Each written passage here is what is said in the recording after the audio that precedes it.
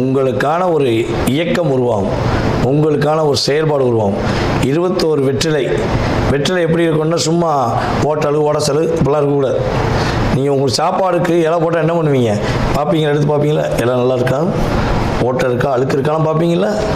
அப்போ மனிதர்களாய நமக்கே இந்த எண்ணம் இருக்குன்னா, நம்மை படைத்த பரம்பொருளுக்கு நம்ம ஒரு விஷயம் ஒப்படையும் போது தூய்மையாக இருக்கணும், நம்ம மனசும் தூய்மையாக இருக்கணும், ப்ளஸ் நம்ம கொடுக்கக்கூடிய பொருளும் மனதார தூய்மையாக வாங்கி கொடுக்கணும்.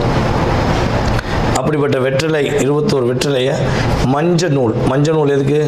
நம்ம கெட்டக்கூடிய யாருக்காண்டி கட்டுறோம்? குரு பகவானுக்காண்டி. புரியுதா உங்களுக்கு? முதல் உரையில் போகிறோம், குருவை ஆட்வீட் பண்ணுறோம். ஸோ மஞ்சள் நூல் கட்டி ஆஞ்சநேயருக்கு வெற்றிலை மாலை போட்டிங்கன்னா, வெற்றி என்பது மிதுன ராசிக்கு ஆஞ்சநேய பகவானுடைய அருளாலும் குருவுடைய பார்வையின் மூலமாகவும் உங்களுக்கு சிறப்பாக இருக்க போகிறது என்பது நிதர்சனமான உண்மை.